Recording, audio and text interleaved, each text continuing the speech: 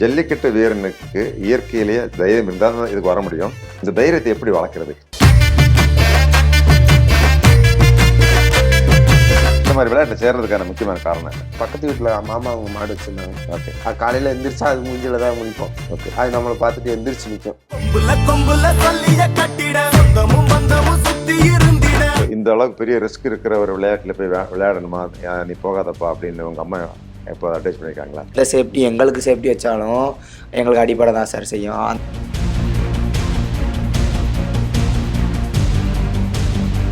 இப்போ ஆண்கள் செஞ்ச எல்லா வேலையும் பெண்கள் பண்றாங்க. போர் விமானத்தை இயக்குறாங்க. காலப்போக்கில் காலை அடக்கக்கூடிய அந்த வீரர்கள் பெண்கள் மத்தியில் வர்றதுக்கு வாய்ப்பு இருக்கா? பெண்கள் இருக்காங்க. அவங்களுக்கு இதெல்லாம் ஆசை. ஏதாவது ஒரு துறையில் நீங்கள் சாதிக்கணும். உங்களுக்கு எந்த துறை பிடிச்சிருக்கு, என்ன பண்ணலான்னு இருக்கீங்க? நீங்கள் ஆர்மிக்கு போகணும், இல்லாட்டினா போலீஸ். நீங்கள் லைஃப்பில் அடுத்த கட்டம் நீங்கள் என்ன பண்ணலான்னு இருக்கீங்க? நீங்கள் எது வரைக்கும் படிச்சிருக்கீங்க? நான் 9th வரையே தான் சார் படிச்சிருக்கேன்.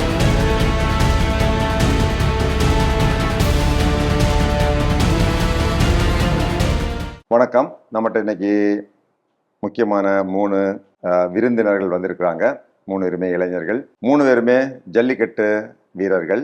இவ்வளோ தூரத்துக்கு ஒரு தைரியமாக ஒரு மாடோட சேர்ந்து விளையாடக்கூடிய விளையாட்டு உலகத்தில் இல்லை அப்படின்னு சொல்லலாம். அமெரிக்காவில் டெக்சஸ் மாகாணத்தில் ஒரு விளையாட்டு இருக்குது. அதுக்கு பேர் ரோடியோ அப்படிங்கிறாங்க. குதிரைக்கு மேலே உட்காந்துட்டு ஒரு மாட்டுக்கண்ணை போய் ஒரு கயிறை வீசி ஒரு மாட்டுக்கண்ணை பிடிப்பாங்க. அதை லட்சக்கணக்கான மக்கள் பார்த்து ரசிப்பாங்க. அது பெரிய வீரமான செயலாக நினைக்கிறாங்க. ஆனால் இதில் எந்த விதமான பெரிய வீரமும் இருக்காது. மட்டடார் அப்படின்னு சொல்லி ஸ்பெயின் நாட்டில் ஒன்று நடக்குது. அது மாட்டை ஏமாற்றி அதுக்கு உடம்புல வேலை பாய்ச்சி அந்த மாடு சாகிற வரைக்கும் விளையாடக்கூடிய விளையாட்டு. ஆனால் தமிழ்நாட்டில் குறிப்பாக தென் தமிழ்நாடு மதுரையை சேர்ந்த பகுதியில் இளம் வீரர்கள், அவங்க காளையர்களையும் சொல்லலாம், காளையர்கள், இளம் வீரர்கள் ஒரு மாட்டை நேராக சந்தித்து அதை அடக்கி ஒரு மனிதன் ஒரு மாடு அப்படிங்கிற முறையில் அடக்கி நிறுத்தக்கூடிய ஒரு வீர விளையாட்டு உலகத்தில் எங்கேயுமே இல்லை. அந்த வீர விளையாட்டை பார்க்கக்கூடிய வாய்ப்பு எனக்கு நான் காவல்துறையில் சேர்ந்த பிறகு தான் கிடச்சிது. நான் எஸ்பியாக இருக்கும்போது திண்டுக்கல் மாவட்டத்துக்கு பக்கத்தில் இருக்கிறதான் பாலமேடு. அங்கே ஜல்லிக்கட்டு நடக்கும்போது நான் போய் பார்த்துருக்கிறேன். 3 ஆண்டுகள் தொடர்ந்து பார்த்தேன். அந்த வீரர்களை ஊக்குவிக்கக்கூடிய வகையில் பணம் எடுத்துகிட்டு போவேன், கேஷ் எடுத்து கொடுப்பேன். அதுக்கு பிறகு எனக்கு அந்த வாய்ப்பு கிடைக்கல. ஜல்லிக்கட்டு போராட்டம் உலக அளவில் மக்களை திரும்பி பார்க்க வச்சுது. அதை நான் ஆச்சரியத்தோடு பார்த்தேன். இப்போது ஜல்லிக்கட்டு ரொம்ப சிறப்பாக தமிழ்நாடு முழுவதும் நடந்து கொண்டு இருக்கு. இந்த வீர விளையாட்டு விளையாடினவங்க பிற்காலத்தில் என்னவா இருக்கிறாங்க, என்ன வேலை செய்கிறாங்க, அவங்க வாழ்க்கை தரம் எப்படி இருக்குது அப்படின்னு நான் யோசித்து பார்த்ததுண்டு. ஸோ இன்றைக்கு 3 சிறப்பு விருந்தினர்கள் வந்திருக்கிறாங்க. அவங்க கூட ஒரு சின்ன உரையாடல், அந்த வீர விளையாட்டை பற்றிய சில கருத்து பரிமாற்றம் நம்ம செய்யலான் இருக்கிறோம். முதல்ல நம்ம கூட உரையாடல் நடத்தக்கூடியது பிரபாகரன். ஹலோ பிரபாகரன், வணக்கம். ஸோ நீங்கள் எத்தனை ஆண்டுகளாக இந்த ஜல்லிக்கட்டு மாட்டு விளையாட்டில் நீங்கள் இருக்கிறீங்க? சின்ன பிள்ளையிலேருந்து இது ஆர்வம் சார். ஃபுல் அண்ட் ஃபுல்லு சின்ன பிள்ளையிலேருந்து எனக்கு விவரம் தெரிஞ்சதுலேருந்து மாடு பிடிக்கிறதுல ரொம்ப ஆர்வமாக இருப்பேன். மாடு நம்ம வளர்த்துக்கிட்டு இருந்தாங்க. அவங்க கூட அப்படியே போய் அப்படியே போக அப்படியே பழகி நான் கரெக்டாக 2014 மாடு பிடிச்சேன். இதில் இந்த மாதிரி விளையாட்டில் சேர்றதுக்கான முக்கியமான காரணம் என்ன? பக்கத்து வீட்டில் மாமா அவங்க மாடு வச்சுருந்தாங்க. ஓகே. அது காலையில் எந்திரிச்சா அது மூஞ்சில தான் முடிப்போம். காலையில் எந்திரிச்சு வெளியில் மூஞ்சி கழுவுனா மாடு எத்தாப்புல கட்டி கிடக்கும். ஓகே. அது நம்மளை பார்த்துட்டு எந்திரிச்சு நிற்கும். உங்களுக்கு நீ ஏதாவது ரோல் மாடல் இருக்கிறாங்களா? எனக்கு ரோல் மாடல் நிறைய பேர் இருக்காங்க சார். அதான் அவங்களெல்லாம் வச்சு தான் இந்த இடத்துக்கு நான் வந்திருக்கேன். ஓகே.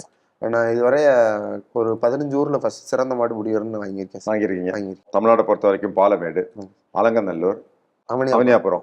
மதுரை மாவட்டத்தில் எது ஃபேமஸ்னா இந்த அலங்காநல்லூர், பாலமேடு, அவனியாபுரம், இந்த 3 ஜல்லிக்கட்டு தான் சொல்லுவாங்க. ஆனால் இன்னைக்கு சொல்லக்கூடிய வகையில் நிறைய இடத்துல இந்த போராட்டத்துக்கு அப்புறம் பல காலத்தில் நடந்த ஊர்லாம் இப்போ எடுத்து பண்ணுறாங்க. சமீபத்தில் எந்தெந்த ஊரில் நீங்கள் சாம்பியன்ஷிப் பட்டம் வாங்கியிருக்கீங்க? நான் பாலமேடுல தான் சார். 2020, 21, 22. ஓகே. 3 வருஷம் தொடர்ந்து மாடு பிடிச்சேன். மாடு அது முதலிடம் வாங்கியிருக்கீங்க? முதலிடம். ஆமாம், 3. ஸோ இந்த வருஷம் என்ன பரிசு வாங்குறீங்க? இந்த வருஷம் கார் வாங்கிருக்கேன் பாலமேடு ஜல்லிக்கட்டில். இந்த வருஷம் ஃபர்ஸ்ட். ஓகே. காரை வாங்கி நீங்களே ஓட்டிட்டு போனீங்களா? ஆமாம் ஆமாம். மிக முக்கியமான ஒரு பாயிண்ட்டுக்கு வருவோம். நீங்கள் லைஃப்பில் அடுத்த கட்டம் நீங்கள் என்ன பண்ணலான்ட்டு இருக்கீங்க? நீங்கள் எது வரைக்கும் படிச்சுட்டு இருக்கீங்க? நான் 9th வரையே தான் சார் படிச்சிருக்கேன். அப்பா இறந்து போயிட்டாங்க. அவர் இறந்ததுலேருந்து வீட்டு சூழ்நிலைகள் காரணமாக இன்னொன்று நம்ம கொஞ்சம் படிப்பு எனக்கு கொஞ்சம் வர்றதுனால வீட்டு சூழ்நிலைகள்னால படிக்க போகல. ஏன்னா அம்மா நான் ஒரே பையன்தான் வீட்டில். அப்பா இறந்ததுக்கப்புறம் நான் தான் ஃபுல் அண்ட் ஃபுல் பார்க்கணும்னா வேலைக்கு போயிட்டேன். என்ன வேலை பார்க்குறீங்க இப்போ? நான் டிரைவராக இருக்கேன். பட் நீங்கள் ஒரு 10th வரைக்கும் படிச்சுட்டீங்க அப்படின்னா, காவல்துறையில் சேர்ந்துட்டீங்க அப்படின்னா, அது காவல்துறை எல்லாருமே சொல்கிற வார்த்தை தான். ஒரு 10th முடிச்சிருக்கலாம்ல, 10th முடிச்சிருக்கலாம். ஒரு விளையாட்டு இதுனா ரொம்ப ஆர்வமா போய் விளையாடுவேன். ஸ்கூல்ல எல்லாம் இப்போ நம்ம காவல்துறையில கூட விளையாட்டுக்குன்னு சொல்லி ஒரு தனி கோட்டா இருக்கு, 10% வச்சிருக்காங்க. ஆனால் ஜல்லிக்கட்டு அதில் கிடையாது. கிடையாது சார். ஸோ அதை பற்றிய சிந்தனை இது வரைக்கும் வரல. மேபி காலப்போக்கில் அது வரலாம். நான் வந்து உங்களுக்கு சில ஆசிரியர்களை வச்சு உங்களுக்கு டியூஷன் கொடுத்து 10th எழுத வச்சா நீங்கள் 10th உங்களால் பாஸ் பண்ண முடியுமா? அது முடியாது சார். இப்போ வந்து என்கிட்ட வந்து நீங்கள் ஏதாவது ஒன்று கொடுத்தீங்கன்னா நான் மாடை பற்றி தான் எல்லாமே செய்யும். மாடு வரைகிறது இதை பற்றி தான் யோசனையாகவே ஃபுல்லாக இருக்கும். இன்றைக்கெல்லாம் ஒரு ஸ்கூலில் மாணவர்களை வந்து நல்வழிப்படுத்துறது, ஸ்போர்ட்ஸில் ஈடுபடுத்துறதெல்லாம் ஸ்போர்ட்ஸ் டைரக்டர்ஸ், அதாவது ஃபிசிக்கல் எஜுகேஷன் டீச்சர், அது போன்ற ஒரு வேலைக்கு நீங்கள் வரதுக்கான ஒரு இன்ட்ரெஸ்ட் இருக்கா? கண்டிப்பாக சார். ஏன்னா டிரைவர்னா யார் வேணாலும் பண்ணலாம். ஆமாம், ஸ்போர்ட்ஸ் ஜல்லிக்கட்டு வீரர்னா வண்டி ஓட்டணும்னு கிடையாது. அது போன்ற வாய்ப்பு நீங்கள் யோசிச்சு பார்த்தீங்கன்னா, சப்போஸ் உங்களுக்கு ஒரு உதவி பண்ணி ஒரு 10th படிச்சுட்டு ஒரு ஃபிசிக்கல் எஜுகேஷன் டிப்ளமோ ஒன்று படிச்சிட்டிங்கன்னா ப்ரைவேட் ஸ்கூலில் ஸ்ட்ரெயிட்டாகவே உங்களுக்கு அது முடிச்ச அன்னைக்கு ஜாயின் பண்ணலாம். சரி, டிகிரி வாங்குற அன்னைக்கு. அப்படிங்கிற மாதிரி ஒரு வாய்ப்பு இருக்குதுன்னா நீங்கள் சொல்லுங்கள். உங்களுக்கு அது போன்ற ஒரு ஏற்பாடை பண்ணி ஒரு 10th பாஸ் பண்ணி ஃபிசிக்கல் எஜுகேஷனில் ஒரு சர்டிஃபிகேட் கோர்ஸ் இல்லாட்டி ஒரு டிகிரி கோர்ஸ் நீங்கள் படிச்சு ஸ்கூலில் சேர்க்கறது வாய்ப்பு இருக்குதுன்னா நம்ம அதை ஏற்பாடு பண்ணலாம். சரி சார், கண்டிப்பாக. தமிழரசன், வணக்கம் தமிழரசன். ஸோ தமிழரசன், உங்களுக்கு இப்போ என்ன வயசாகுது? எனக்கு 20 வயசாகுது. வயசாகுது, ஓகே. இது வரைக்கும் எத்தனை ஜல்லிக்கட்டு நிகழ்ச்சிகளில் நீங்கள் கலந்து கொண்டு இருக்கிறீங்க? அது ஒரு 20-25 கலந்துருப்பேன் சார். ஓகே. எத்தனை வருஷமா நீங்கள் ஜல்லிக்கட்டில் இருக்கிறீங்க? நான் சின்ன வயசுல இருந்து இருக்கேன் சார். உங்களுக்கு இந்த ஜல்லிக்கட்டில் வந்து ஆர்வம் வர்றதுக்கு என்ன காரணம்? இது பாரம்பரியமாக இருக்கிறதா சார். நம்ம அப்பா அவங்க அந்த காலத்தில் படிச்சுக்கிட்டு இருந்தாங்க. ஓகே. அந்த இதில் அந்த ரத்தத்தில் ஊறுனதுன்னு சொல்லுவாங்களா சார், அதனால அப்படியே வந்துருச்சு சார். பரம்பரையாக வந்திருக்கு. உங்கள் அப்பா அதை உற்சாகப்படுத்தியிருக்காரு. ஆமாம். உங்கள் அப்பா இப்போ என்ன வேலை பார்க்குறாரு? இப்போ கூலி வேலைக்கு தான் சார் போகிறோம், சென்ட்ரிங் வேலைக்கு. இந்த மாதிரி வேலை, அதாவது கொத்தனார் வேலை. ஆமாம் சார். அப்படின்னா ஒரு நாளைக்கு கிட்டத்தட்ட ஒரு 1000 ரூபாய். அவ்வளோலாம் வராது சார், 700 800 வரும். மாதத்துக்கு ஒரு 15-20 நாள் வேலை கிடைக்கும். அவ்வளோ. ஓகே. ஸோ பொருளாதாரத்தில் வந்து கொஞ்சம் பின்தங்கி தான் இருக்கிறோம். ஆமாம்.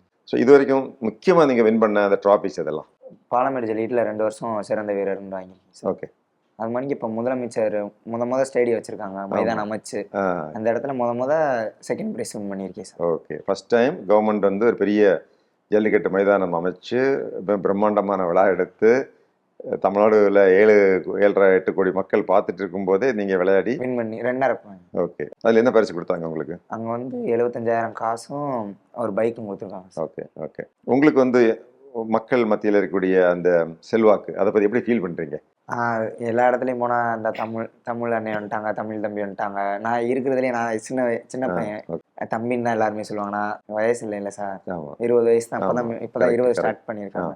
யாருன்னு தெரியாது, வந்துட்டு பேசிட்டு போவாங்க, நல்லா இருக்கிறா தம்பி, எப்படா அடுத்து எங்கே இறங்கலையா, நிறையா வாழ்த்துக்கள் சொல்லுவாங்க சார். இப்போ நெக்ஸ்ட் இது 1 இயருக்கு நீங்கள் என்ன மாதிரி பயிற்சி எடுப்பீங்க? மிதமும் காலையில் 4 மணிக்கு எந்திரிப்போம் சார். ஓகே. எந்திரிச்சு ரன்னிங், அதுக்கடுத்து கபடி விளாண்டுக்கிட்டு இருக்கோம் சார். அதுலேருந்து அப்படியே வார்ம் அப் எல்லாமே. கபடி கிட்டத்தட்ட அது மனிதர்களை பிடிச்சி அடக்கிறது, ஆனால் 7 பேர் சேர்ந்து ஒரு ஆள் அடக்கிறோம். அது இது வந்து தனியாக ஒரு ஆளாக நம்மளோட ஆற்றல் மிக்க ஒரு காளையை ஒரு தனி மனிதனாக பிடிச்சி நின்று அடக்கணும். இதில் வந்து உயிர் சேதம் கூட வரதுக்கு வாய்ப்பு இருக்குது. ஆனால் கபடியிலேருந்து உயிர் சேதம் ஆகாது இல்லைங்களா? ரொம்ப சார் தற்செயலாக ஆகும். ஸோ இது ஒரு பெரிய ரிஸ்க் இருக்குல்ல, அதை நீங்கள் எப்படி பார்க்குறீங்க? அந்த டயத்தில் என்ன யோசிக்கிறோம், அதுக்கு முன்னாடி ப்ரிப்பேர் பண்ணி வந்துப்போம் சார். இந்த மாடு இப்படி குத்தும், அந்த ஒவ்வொரு செய்கை, அந்த கண்ணு இப்படி உருட்டுறது, அசைகிறது, அந்த அசைகிறது மூலியமா நாங்கள் புரிஞ்சுக்குருவோம் சார். மூத்தவங்க சொல்லுவாங்க இப்படி தான் மாடு வரும், அந்த காலத்து ஆளுங்க வயசானவங்க இருப்பாங்க, அவங்கள்ட்ட பேசிக்கிட்டு இருக்கும்போது அப்படியே பேசி அவங்கள்ட்ட கொஞ்சம் கொஞ்சமாக கற்றுக்கிட்டு இப்படி நம்ம பிடிக்கிறேன். ஸோ இந்த அளவுக்கு பெரிய ரிஸ்க் இருக்கிற ஒரு விளையாட்டில் போய் விளையாடணுமா, நீ போகாதப்பா அப்படின்னு உங்கள் அம்மா எப்போ அட்வைஸ் பண்ணியிருக்காங்களா? நேற்று கூட அட்வைஸ் பண்ணாங்க சார். நேற்று கூட அடிபட்டு இருந்துச்சு. நேற்று எங்கே அடிபட்டது உங்களுக்கு? தலையில் தையல் போட்டிருக்கேன் சார். முக்கியமான ஒரு கேள்வி என்னென்னா, ஏதாவது ஒரு துறையில் நீங்கள் சாதிக்கணும், உங்களுக்கு எந்த துறை பிடிச்சிருக்கு, என்ன பண்ணலான்ட்டு இருக்கீங்க? நீங்கள் ஆர்மிக்கு போகணும், இல்லாட்டினா போலீஸ்க்கு போகணும். ஆர்மி போலீஸ் இன்ட்ரெஸ்ட் இருக்குது. நீங்கள் காவலராகவும் சேரலாம், சப் இன்ஸ்பெக்டராக சேரலாம், டிஎஸ்பியை சேரலாம். ஸோ அதில் உங்களுக்கு ஆர்வம் இருக்குது அப்படின்னா உங்களுக்கு காலப்போக்கில் கைடு பண்ணுறதுக்கு என்ன மாதிரி படிக்கணும், என்ன மாதிரி அப்ளை பண்ணணும் அப்படிங்கிறதுக்கு நான் தயாராக இருக்கிறேன். அதுக்காக ஒரு அறக்கட்டளை ஏற்படுத்தியிருக்கிறேன். கண்டிப்பாக உங்களுக்கு என்ன உதவி வேணாலும் நாங்கள் செய்ய தயாராக இருக்கிறோம். ஆனால் இப்போதைக்கு நீங்கள் இந்த பிஏ டிகிரியை நல்ல முறையில் படிக்கணும். கண்டிப்பாக சொல்ல முடியாது, நீங்கள் நாளைக்கு ஒரு டீச்சராக கூட வரலாம், ஒரு ஸ்கூலில் வந்து இங்கிலீஷ் டீச்சராக கூட வரலாம், ஒரு காலேஜில் இங்கிலீஷ் ப்ரொஃபஸராக வரலாம். ஏன்னா நீங்கள் படிச்சிருக்கிறது இங்கிலீஷ் இல்லைங்களா? உங்களுக்கு இன்ட்ரெஸ்ட் வந்து மிலிட்ரி அண்ட் போலீஸ். ஸோ இந்த விளையாடி கொண்டிருக்கும் போது நீங்கள் ஒரு நல்ல பணியில் சேர்ந்துட்டிங்கன்னா நீங்கள் போகக்கூடிய துறைக்கு வந்து ஒரு பெருமையாக இருக்கும். ஸோ அதுக்கான முயற்சி எடுங்க. ஹலோ, வணக்கம் கார்த்திக். ஓகே. ஸோ கார்த்திக், நீங்கள் பார்க்குறதுக்கே ரொம்ப கம்பீரமாக இருக்கிறீங்க. நீங்கள் ப்ராப்ளம் யூனிஃபார்ம் போட்டால் ரொம்ப அழகாக இருப்பீங்க. இப்போ நீங்க என்ன படிச்சுட்டு இருக்கீங்க? நான் டிகிரி கம்ப்ளீட் பண்ணிட்டேன் sir. Okay. BSc physical education, உடற்கல்வி. ஓகே, பிஎஸ்சி ஃபிசிக்கல் எஜுகேஷன் முடிச்சு எந்த காலேஜில் படிச்சீங்க? ஏர்போர்ட் பக்கத்துல நாகரத்னம் மங்காளம்மாள் காலேஜ்னு சொல்லிட்டு காலேஜ். நீங்க காலேஜில் படிக்கிறீங்க, ஒரு காலேஜ் ஸ்டூடெண்ட். இப்போ அந்த ஜல்லிக்கட்டுல நீங்க என்னென்ன பரிசுகள் சமீப காலத்துல வாங்கியிருக்கிறீங்க? இந்த ஆண்டுல வந்து சைக்கிள், காரு இந்த மாதிரி வாங்கியிருக்கீங்க. இப்போ பாலமேடு, அவனியாபுரம், அலங்கநல்லூர், இதுல எந்தெந்த இடத்துல நீங்க ஒட்டுமொத்த பரிசு வாங்கியிருக்கீங்க? இல்ல சார், இப்போ வந்து எப்படி ஆயிடுச்சுன்னா ஆன்லைன் மூலம் வந்து கொண்டு வந்துட்டாங்க சார். சரி. இப்போ வந்து அவனியாபுரத்துல ஒரு வீரர் வந்து இறங்கினாங்கன்னா அந்த அவனியாபுரத்துல மட்டும்தான் பார்ட்டிசிபேட் பண்ண முடியும். ஓகே. பாலமேட்ல ஒரு வீரர் இறங்கினா பாலமேட்ல மட்டும்தான் பார்ட்டிசிபேட் பண்ண முடியும். ஸோ பாலமேடுன்னா நீங்க ரெஜிஸ்டர் பண்ணிட்டீங்கன்னா அங்க மட்டும் தான் அங்க பிடிக்க முடியும். அங்க மட்டும் தான் பிடிக்க முடியும். ஃபர்ஸ்ட் இறங்கும்போது 2021 இறங்கும்போது வந்து செகண்ட் பிரைஸ். ஒரே பேஜ்ல 18 மாடு பிடிச்சேன். கார்த்திகா ஞாபகம் இருக்கு எனக்கு. சிறந்த வீரன் சொல்லிட்டு 18 மாடு ஒரே பேஜ். ஆமா, பாத்திருக்கேன். அதுக்கடுத்த வருஷம் கார் ஃபர்ஸ்ட் பிரைஸ் வாங்கணும். சரி. அதுக்கடுத்த வருஷம் செகண்ட் பிரைஸ் பைக் வாங்கணும். அப்ப இந்த வருஷம் வந்து கார் பிரைஸ் வாங்கி. கார் பரிசுல வாங்கிட்டு வரும்போது வீட்டுல என்ன சொன்னாங்க? எல்லாருமே நல்லா பாராட்டினாங்க சார். ஓகே. நம்ம ஊர்ல இருக்க பெரிய பெரிய பெரிய போலீஸ் துறையில இருக்கவங்க எல்லாருமே டோட்டலா வந்து நல்லா. ஒரு காவல்துறையில வேலை பார்க்குற காவல் அதிகாரிகளே வந்து பாராட்டுறாங்க.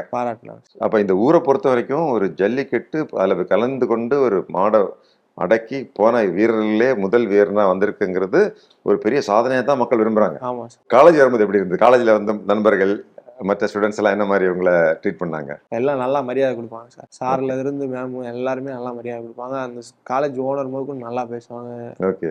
இன்னைக்கெல்லாம் இப்போ சோசியல் மீடியா, நீங்க ஒரு மாடு அடக்கிறத அப்படியே வீடியோ பண்ணி அதே வைரல் ஆயிட்டு இருக்கோம்.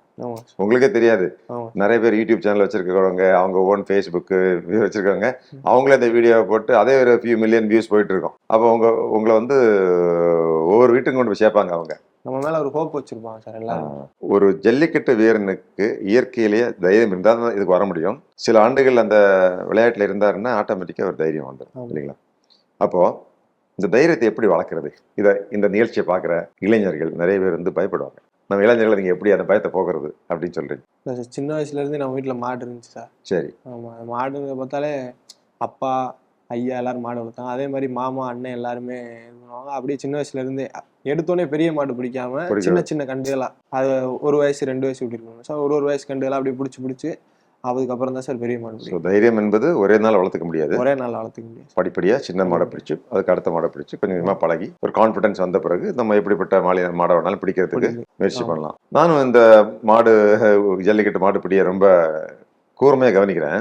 சில மாடுகளை வந்து நம்ம வந்து பக்கத்திலே நமக்கு வந்து அணுகவே முடியலையே, அவ்வளவு உஷாரா நிக்குது. அப்போ வீரர்கள் வந்து சுத்தி வர்றாங்க.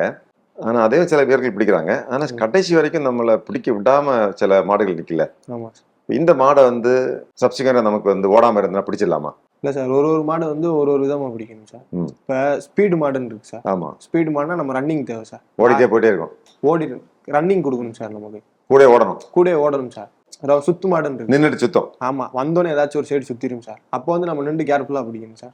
சுத்து மாடு நின்று சுத்துற மாடு கேர்ஃபுல்லா இருக்கணும். கேர்ஃபுல்லா பிடிக்கணும். காதை பார்க்கணும். காது ஸ்ட்ரெயிட்டா பார்த்துச்சுன்னா அப்போ போய் பிடிச்சிடும். ஓகே. அப்படி ஆடிட்டே இருக்கும். பின்னாடி வர்றத பார்த்தாட்டா நம்ம அது வந்து ரொம்ப அலர்ட்டா இருக்குன்னு அர்த்தம். அந்த ஒரு செகண்ட் இங்கிட்டு பார்க்கணும், இங்க தூக்கிறோம், அப்போ பிடிக்கணும். இதுல முன்னாடி காலத்துல எல்லாம் சில பெரிய அலிகேஷன்ஸ் எல்லாம் வரும். இந்த மாதிரி கொம்பு வந்து ஓவரா கூர்மையா சீவி விட்டுருக்காங்க, அதனாலலாம் குத்துப்பட்டு அதனால இறந்தாங்கன்ட்டுலாம் இருக்கு. அந்த மாதிரி முறைகேடுகள்லாம் இப்பெல்லாம் கிடையாது. இப்பெல்லாம் அப்படி கிடையாது. பரிசோதனை பண்ணி தான் சார் மாடுகள் எல்லாமே வரும். அதே மாதிரி நாங்களும் பரிசோதனை பண்ணி தான் சார் போவோம். சரி, பிற்காலத்துல வந்து வீரர்களுக்கு வந்து ஆபத்து வரக்கூடாது, உயிரிழப்பு வரக்கூடாது. ஃபார் எக்ஸாம்பிள் நமக்கு வந்து சில விளையாட்டுகள் இருக்கு இல்லையா, கராத்தே மாதிரி எல்லாம் பாடியில வந்து ப்ரொடெக்ஷன் போடுறாங்க.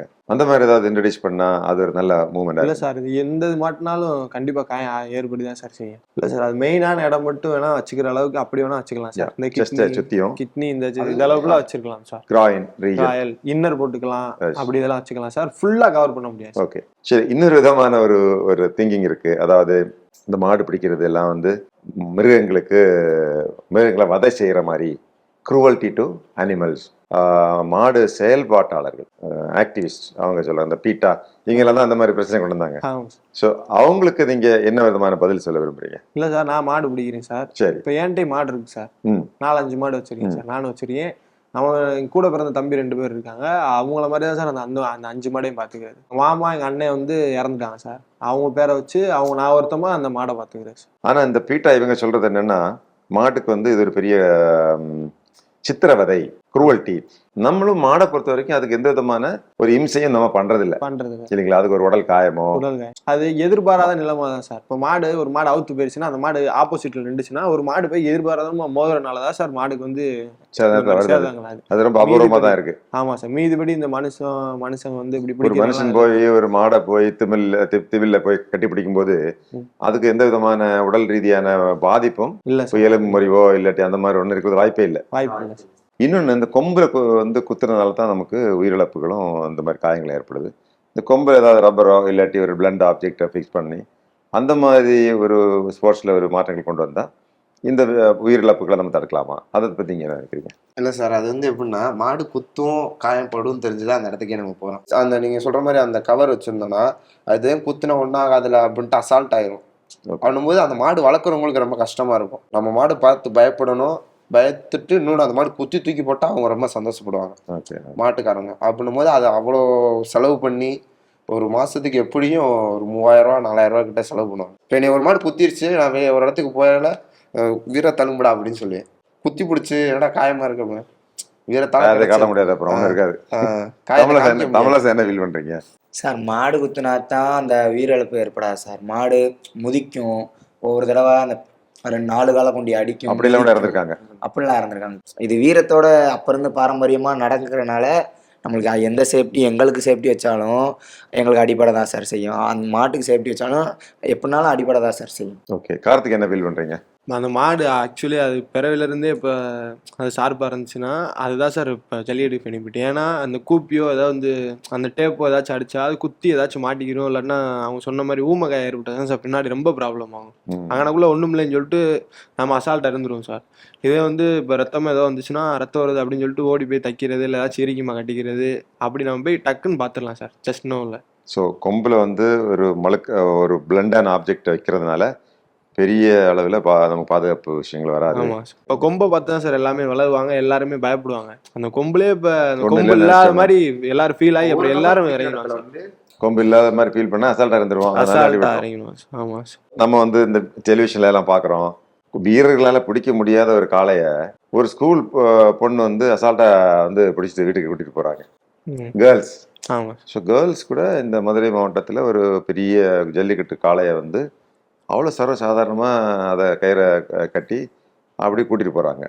பெண் பிள்ளைகளும் இந்த மாட்டை வந்து பராமரிக்கிறதுலையும் அது கூட வந்து தைரியமாக அதை வந்து கையாளுறதுலையும் எல்லா வீடுகளையும் அந்த மாதிரி பழக்கம் இருக்கா? இருக்கு சார். இப்போ நிறையா பொண்ணுங்க வந்து நல்லா மாடு வளர்க்கவும் மாடு பிடிக்கிறதாலும் நல்லா மாடு நல்லா பராமரிக்க ஆரம்பிச்சிட்டாங்க சார். ஓகே. 1-2 பேரா அப்படி இருப்பாங்க. அப்ப முக்காவாசி இப்ப ஆண்கள் செஞ்ச எல்லா வேலையும் பெண்கள் பண்றாங்க. போர் விமானத்தை இயக்குறாங்க. தமிழ்நாடு காவல்துறைக்கு ஒரு டிஜிபி வந்துட்டாங்க. காலப்போக்கில் காலை அடக்கக்கூடிய அந்த வீரர்கள் பெண்கள் மத்தியில் வர்றதுக்கு வாய்ப்பு இருக்கா? வரலாம்ல. ஆனா அந்த சில பொம்பளை பிள்ளைங்க அதை பிடிச்சி போறது பார்த்து இருக்காங்க. அவங்களுக்கு இதெல்லாம் ஆசை.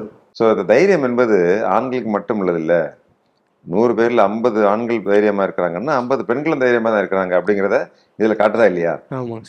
ஸோ அப்படிங்கிற போது ஃபியூச்சர்ல மாடுகள் அடக்கிறதுல பெண் வீரர்கள் வந்துருவாங்க அப்படிங்கிற ஒரு வாய்ப்பு இருக்கா? இருக்கு சார். ஆனா தமிழர் பாரம்பரியம் அதுல அந்த இடம் கிடையாது. தமிழர் பாரம்பரியத்தை அப்படி பழக்கம் இல்லை. ஆமா, பழக்கம் இல்லை. ஆனா வாய்ப்பு கிடைச்சா வந்துருவாங்க. அது வர்றதுக்கு வாய்ப்பு இருக்கு சார். எங்க அப்பாவோட அம்மா வந்து நான் ஜல்லிக்கட்டு கூட்டி போய் என் மாடை அவுக்க வச்சு பார்க்க வந்தாங்க. பார்க்க வரல சார், மாடு கொண்டு வந்து அவுக்க நாங்க ஜல்லிக்கட்டு வாடிக்குள்ள உள்ள வந்து அந்த 5 கிலோ நின்று மாடை அவுத்தோம் சார். உங்க பாட்டி? எங்க அப்பா, எங்க அப்பாவோட அம்மா வந்து அவுத்து கொடுத்துட்டு போறாங்க. ஆமா. அந்த ஜல்லிக்கட்டு மைதானத்துல வந்து மாடை வந்து அடக்குற வேலையை தவிர மீதி எல்லா வேலையும் ஆண்கள் செய்யறத பெண்களையும் செய்யறாங்க இன்னைக்கு. ஆமா சார். அவங்களுக்கு அந்த கெப்பாசிட்டி இருக்கு. ஓகே. இப்போ தமிழ்நாடு தான் வந்து பெண்களுடைய சாதனையில நம்ம முன்னாடி நிற்கிறோம். கவர்மெண்ட்ல சேர்றது, போலீஸ் டிபார்ட்மெண்ட்ல சேர்றது, படிப்பு அவங்க வந்து ரொம்ப லீடிங்ல போயிட்டு இருக்காங்க. அதுவும் உயர் படிப்பு ஐஏஎஸ். போன வருஷம் பார்த்தீங்கன்னா 21 பேர் டிஎஸ்பியை சேர்ந்தாங்க. 21 பேர், அதில் 17 பேர் பெண்கள். அந்த அளவுக்கு அவங்க ரொம்ப லீடிங்ல போயிட்டு இருக்காங்க. மேபி ஒரு காலத்தில் அவங்களும் ஜல்லிக்கட்டு வீராங்கனைகளாக மாறதுக்கு வாய்ப்பு இருக்கு. ஸோ இந்த ஒரு அருமையான விவாதத்தில் பங்கு கொண்ட உங்க எல்லாருக்கும் நன்றி. உங்க ஊர்ல கூட ஏதாவது ஜல்லிக்கட்டு வீரர்கள் இருக்கிறாங்க, அவங்களுக்கு மேலே கொண்டு படிக்கிறதுக்கு உதவி தேவைப்படுது, டிகிரி படிக்கிறதுக்கு உதவி செய்யுங்க. இல்லாட்டி கான்ஸ்டபிளாக சேர்றதுக்கான பயிற்சி, கான்ஸ்டபிளாக சேர்த்து யாராலையும் விட முடியாது, என்னாலையும் விட முடியாது. ஆனால் கான்ஸ்டபிளாக செய்கிறதுக்கான ஒரு 3 மாதம் 6 மாத பயிற்சி, அதுக்கான செலவு, அதை தான் பண்ணுறதுக்கு தயாராக இருக்கிறேன். எந்த வீரர்கள் இருந்தால் கூட தயவு செஞ்சு எங்களோட தொடர்பு கொள்ள சொல்லுங்கள். நம்ம தொடர்ந்து தொடர்பில் இருப்போம். Okay, thank you.